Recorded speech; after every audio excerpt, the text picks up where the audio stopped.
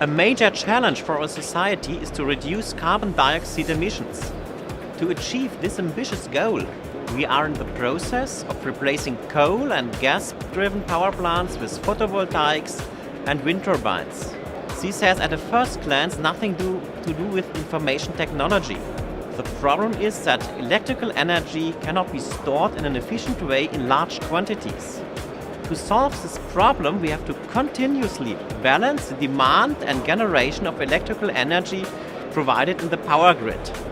Unfortunately, the generation of electrical energy from renewable energies such as photovoltaics and wind turbines cannot be controlled. For this reason, we need information technology to make the grid smart enough to handle the volatility of renewables and to support the transition from a centralized to a distributed local energy production. But what actually means the term smart grid? Since energy generated from renewable sources is volatile and predictable only within certain ranges, we have to enable the communication between the generation side and the consumption, the demand side. The demand side has to have knowledge about the availability of energy. The knowledge alone, however, is not enough. We also need measures to act on that knowledge, to switch, to store, and to shift energy consumption from the consumer application so that we can actually adapt the use of energy to the availability of it. Special focus has to be put on locally available renewable energy sources, like small-scale wind, for example, as it is in SmartCoDe.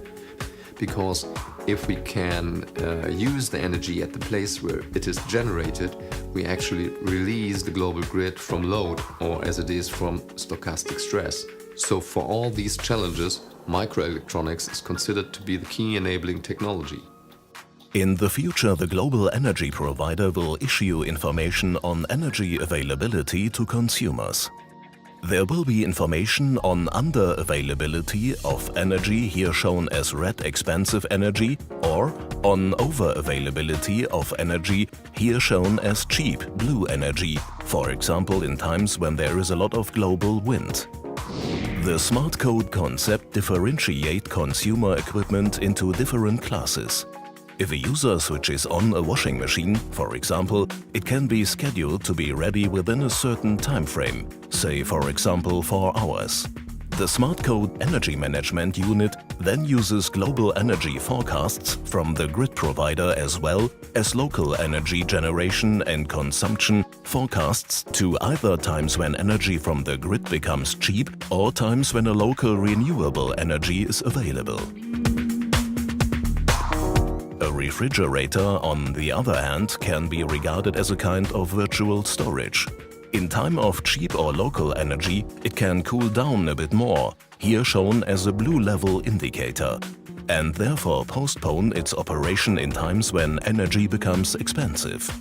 So this would be the case if the energy management unit optimizes the use of locally generated energy. However, the management unit can also run in a mode that optimizes on energy feed-in. That means whenever there is more local energy available than required, it can be used to support global grid balancing. Energy management is already applied for large industrial consumers. Unfortunately, it's not yet common in buildings and neighborhoods that account for up to 40% of energy consumption. Reasons for this are that it is too expensive and too complex to deploy. SmartCoDe offers an ultra-low-cost solution with no installation effort and the ability to autonomously handle the configuration. It is dependable and respects privacy by keeping the consumption data local and secure. As already mentioned, a microelectronic system in package, an integration of several chips in a single package, is one of the enabling components. It includes interfaces for wireless communication using the Zigbee standard to allow the system to dynamically extend with new consumers without having to change the infrastructure. A microprocessor supports highest-grade encryption to secure privacy of the users. An ultra-low standby power integrated power supply enables implementation of appliances that consume nearly no standby power. And in order to easily distribute private keys and configuration data, smart cards can be integrated.